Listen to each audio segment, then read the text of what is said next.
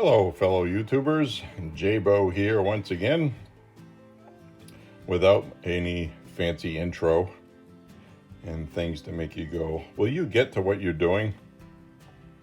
So anyway, no fancy music and production and all that stuff. I'm just going to talk about the obvious right in front of you, which is a Henry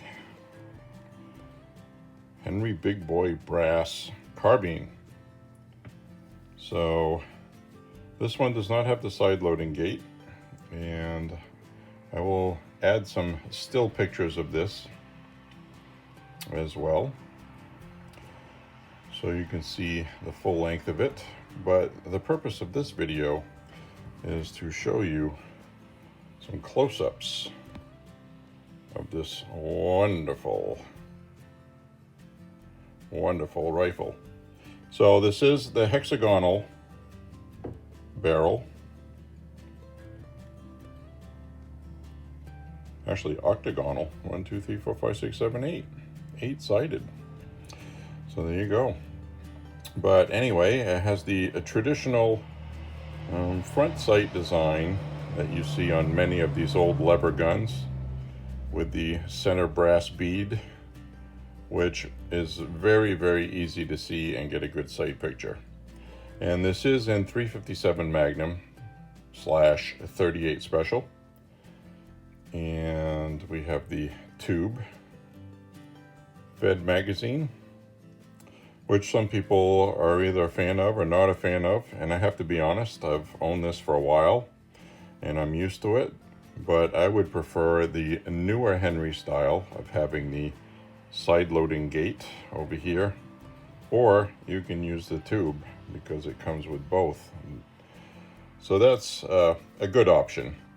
But anyway, I paid $799 for this, and at the time that's about the price they were going for if you didn't get a good price on them. So now of course they're worth more than that.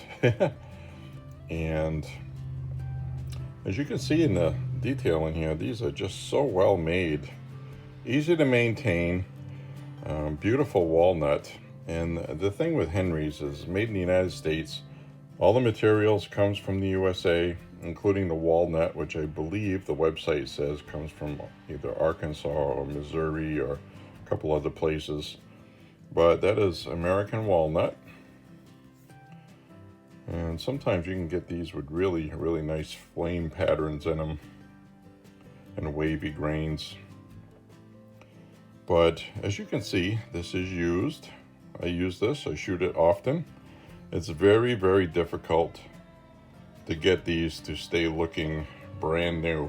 And it's going to look worse under this lighting, obviously. But when you're out and about, you know, it has that shine. It's just a beautiful firearm, and very simple and a faithful replica basically of what there used to be. And this is the large handle, large loop, so if you want to wear gloves, you have room to do so. And it has the transfer safety bar system in here, which I will talk about shortly. And the good things about these is that they are just very well made, very accurate, and the weight of this gun is very heavy. And when you shoot a 357 Magnum round through this, it feels like a 38. And when you shoot a 38 Special, it feels like a 22. And you can hit anything you are aiming at. And this is the model H0006MR, which is the big boy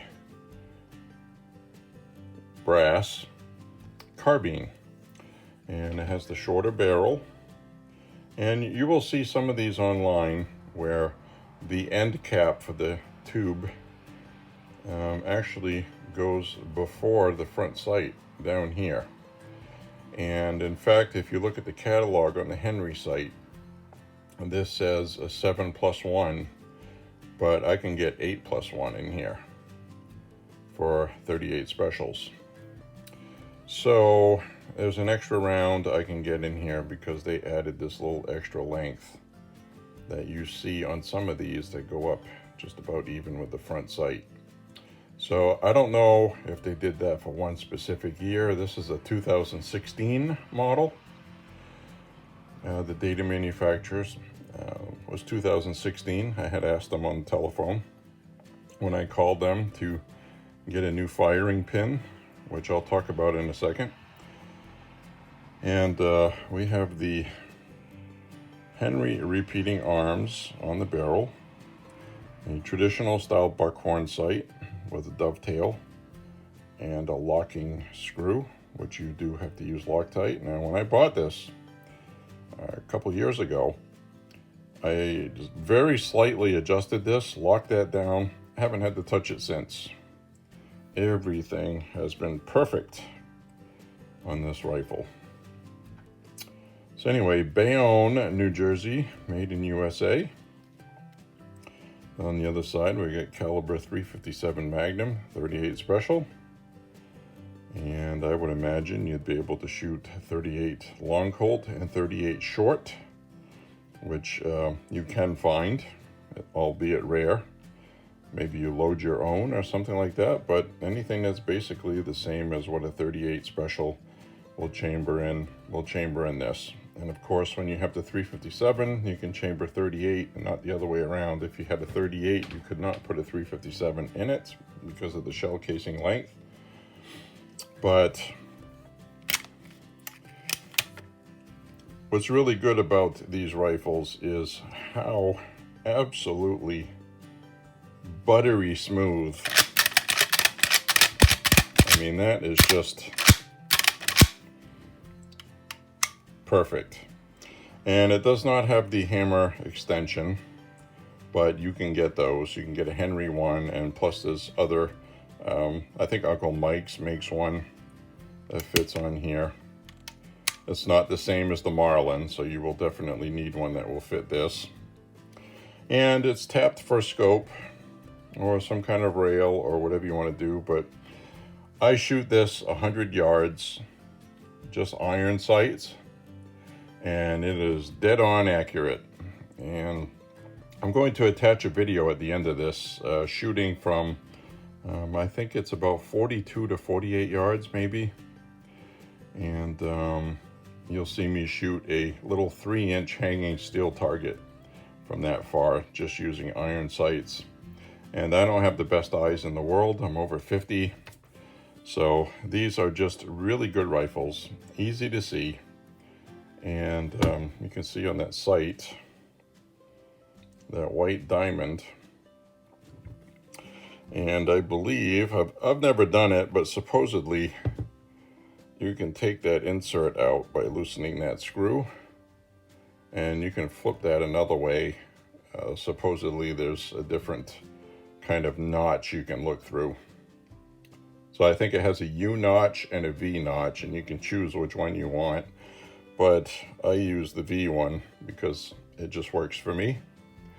And so whatever works for you. And the stock on this is absolutely gorgeous. And it's got that straight Winchester style. And of course we got the walnut.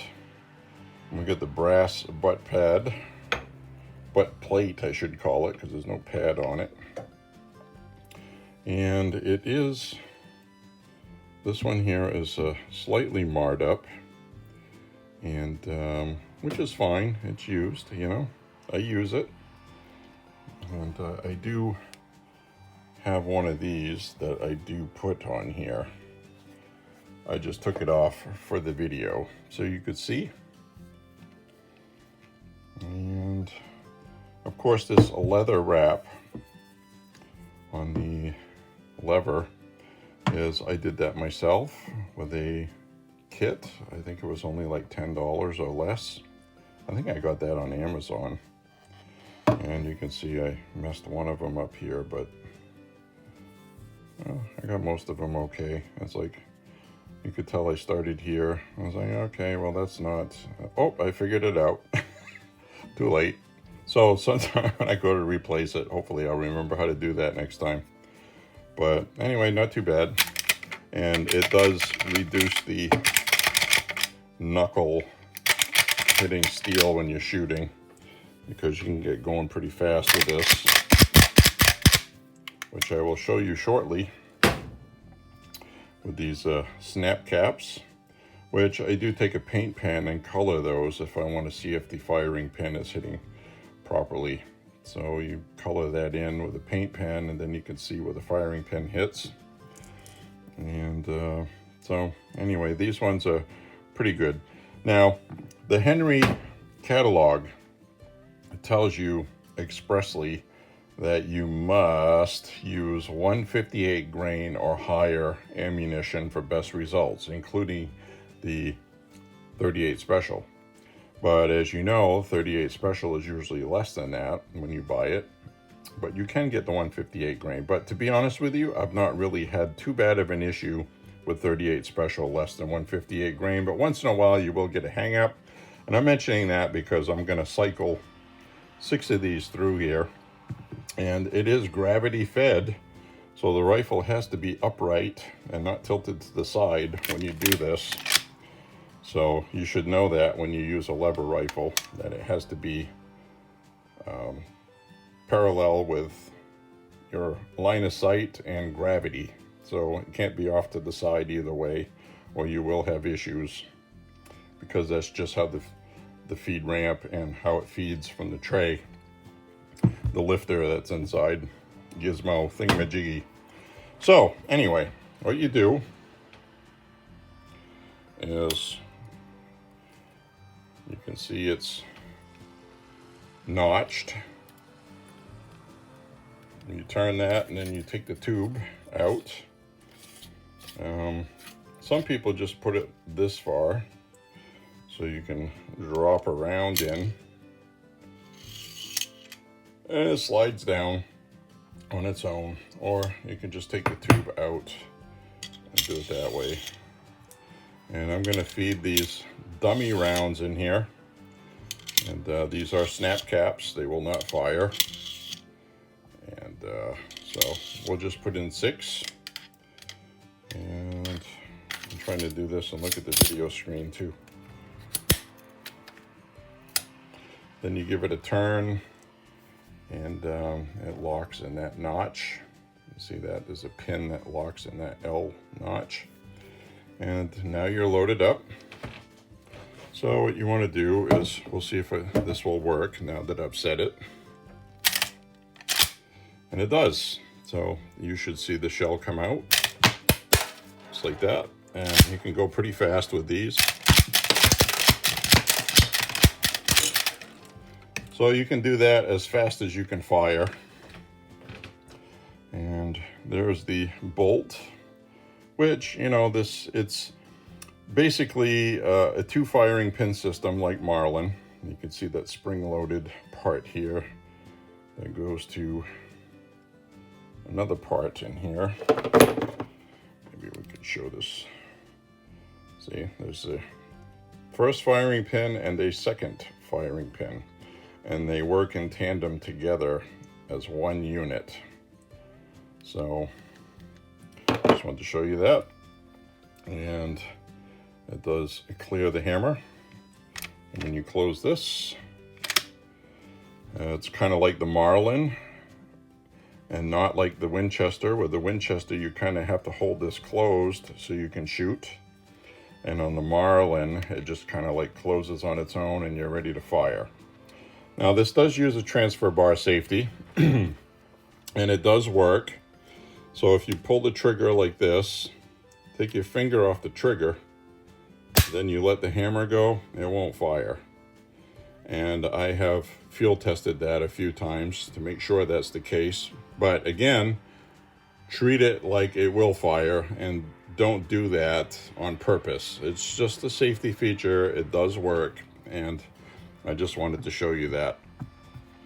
So anyway, that being said, the firing pin.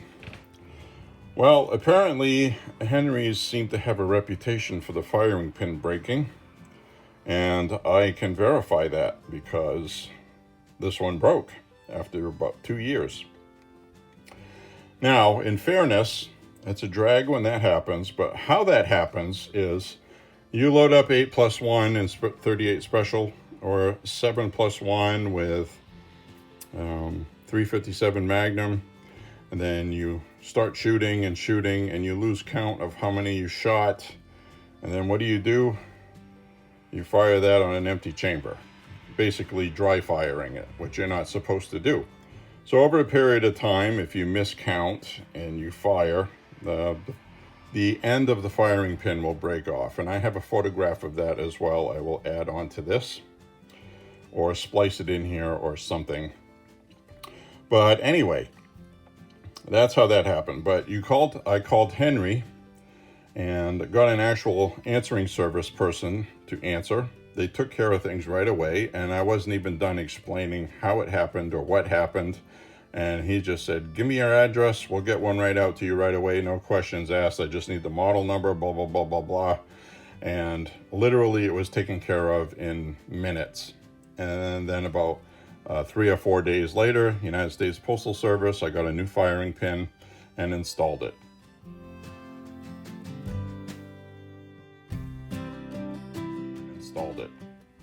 And or you could bring it to a gunsmith, which is what I would recommend if you don't know what you're doing. So you do have to knock a couple of roll pins out of the bolt to get the firing pin out. It's pretty self-explanatory how it's designed. And the reason why the firing pin breaks is, I'll try to demonstrate it with this. Let's say you have the pin here, and then the little point, which is going to look funny here, but that little extended point on the end of the firing pin is smaller than the firing pin. So just pretend that's smaller than this. And what happens is when you fire, you have the back wall of the bolt, and the firing pin sticks out like that, hits your round, and it fires. So what happens when there's no round there is that the pin travels a little extra. So when you fire, this part here, where it goes up to have your point, is kind of cone shaped like this. It hits inside the hole that the firing pin goes through, and this hits the back side of the bolt wall. And what happens is the firing pin tip snaps right off, right where this meets the back inside the bolt. So then you end up having a functioning firing pin, but no pin sticking out to hit the shell. So the same thing happens with the old Colt revolvers from the Old West. If you dry fire those, they weld a pin on the hammer, and it goes through a little hole and strikes the cartridge. So without a cartridge in there to absorb some of that shock, what happens is that pin will break off, and you'll break your firing pin. So anyway, Henry recognizes that. Technically, probably doesn't have to do a damn thing about it and say, well, gee, she must have dry fired it because these don't break unless you do that. And that is the case. So if you have a story about a broken Henry firing pin and your theory why it broke, leave a comment in the comments. And feel free to subscribe and follow me if you want. And click like. This channel is not monetized, but I do like the feedback and hearing from people. And I can tell you this is an absolutely gorgeous rifle, worth owning. I have no complaints at all about anything with this. And I just think it's a fantastic piece of Americana, resurrected by Henry, faithfully reproduced from a lot of these original 1800s Henrys, which is not the same company. They just bought the name. And so, and there you have this beautiful, absolutely gorgeous firearm. Highly recommended, and man, it's just such a joy to shoot. I just really wish I could get a lot more 357 Magnums to shoot with it. I shot it this past weekend with 357s. I shoot a lot of 38s through it, and it's nice to see 38s prices coming back down 357s also. Found a box of 357s for 33 bucks. Full metal jacket. Fiocchi's or Fiocchi. And they were wonderful.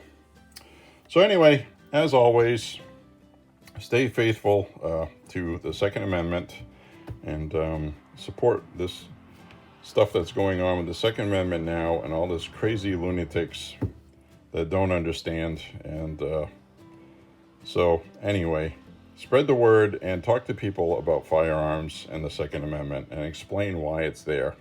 It's not there to go hunting and go sport shooting with. It's a lot deeper than that. So research it, read it. It's short, succinct, and to the point. So anyway, have a nice day. Thank you for watching, and I really, really appreciate any comments you leave. And if you're a Henry rifle owner, I want to hear comments about this. So thank you very much. Bye-bye.